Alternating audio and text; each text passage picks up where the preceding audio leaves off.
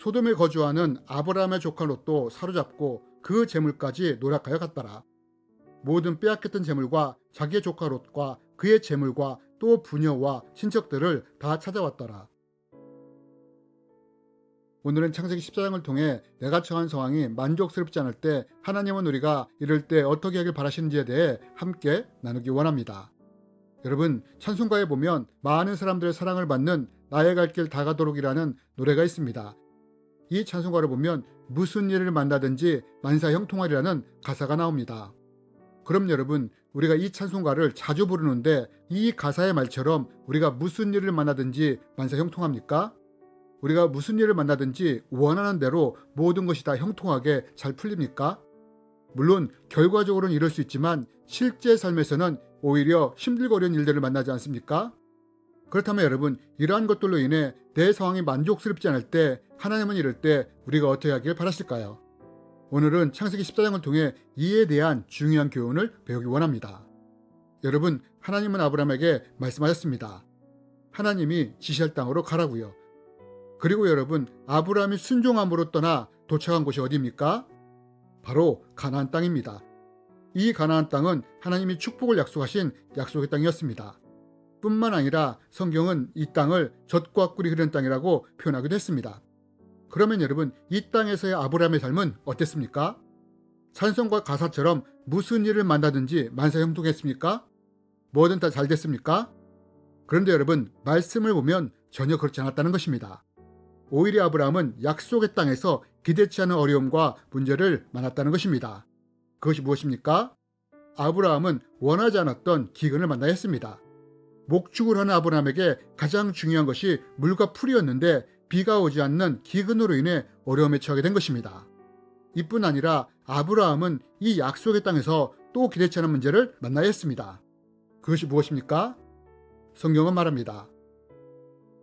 소돔 왕과 고무라 왕과 아드마 왕과 스보임 왕과 벨라 곧 소아랑이 나와서 시딤 골짜기에서 그들과 전쟁을 하기 위해 진을 쳤더니. 여러분, 가나안이 어떤 땅입니까? 하나님이 약속하신 축복의 땅이었습니다. 그런데 아브라함이 이 땅에서 무엇을 만납니까? 바로 전쟁을 만났다는 것입니다. 여러분, 우리가 여기서 볼 수 있는 것이 무엇입니까? 우리가 하나님을 의지하여 살아간다 하더라도 내가 머무는 곳에서 어려움을 만날 수 있다는 것입니다. 이로 인해 내 삶이 만족스럽지 않게 될 수도 있다는 것입니다. 여러분, 아브라함이 기근을 원했겠습니까? 이 기근으로 인해 목축 사업이 힘들어지는 것을 기대했겠습니까? 전쟁으로 인해 환경이 위험해지는 것을 아브라함이 원했겠습니까?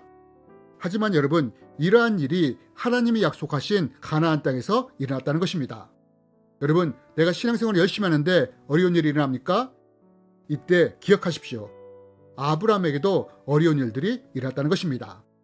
그렇다면 여러분, 하나님은 이런 아브라함을 통해 우리가 무엇을 배우기 원하실까요? 여러분, 아브라함은 축복의 땅에 왔지만 현실의 삶에서 어려움을 만납니다. 그러나 우리가 여기서 주목해야 할 것은 아브라함은 이러한 고난과 어려움을 만났을 때 하나님을 원망한 것이 아니라 오히려 이것들을 디딤돌로 삼아 하나님께 더 가까이 갔다는 것입니다. 아브라함은 기근을 만나자 애굽으로 갑니다. 그리고 거기서 사라를 바로 왕에게 뺏기지만 하나님의 도심의 손길을 경험합니다. 여러분, 이것을 본 아브라함이 다시 가나안 땅으로 돌아와서 어떻게 합니까? 제단을 쌓고 하나님을 예배하며 영광을 돌리지 않습니까? 또 전쟁으로 인해 롯이 포로로 잡혀갔을 때 아브라함이 어떻게 합니까? 쫓아가서 도로 찾아오지 않습니까? 그런데 이때 돌아오다 만난 멜기세덱이 아브라함에게 뭐라고 말합니까?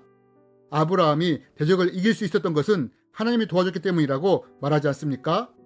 그리고 이 말을 들은 아브라함이 어떻게 합니까? 이 말씀을 인정하며 기꺼이 하나님께 감사의 11조를 드리지 않습니까? 여러분, 성경 어디를 봐도 아브라함이 아니 하나님의 말씀에 순종하여 이 땅에 왔는데 왜 내 삶이 이렇습니까? 왜 내 삶에 기근이 오고 왜 전쟁 때문에 내가 이렇게 고생해야 합니까? 라며 하나님을 원망한 기록이 없다는 것입니다. 오히려 아브라함은 어려움을 만날 때마다 하나님의 도우심을 경험하며 이로 인해 하나님께 더 가까이 다가가는 것을 봅니다. 여러분, 지금 내 처한 상황이 만족스럽지 않습니까?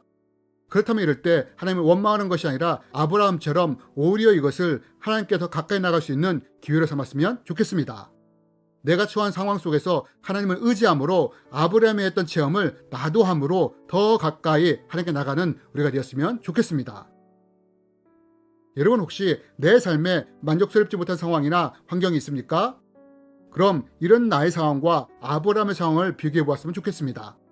그리고 이럴 때 내가 어떻게 해야 할지 결단하는 우리가 되었으면 좋겠습니다. 뿐만 아니라 이것을 내 삶에 적용하는 하루가 되었으면 좋겠습니다. 주님의 이름으로 여러분을 축복합니다.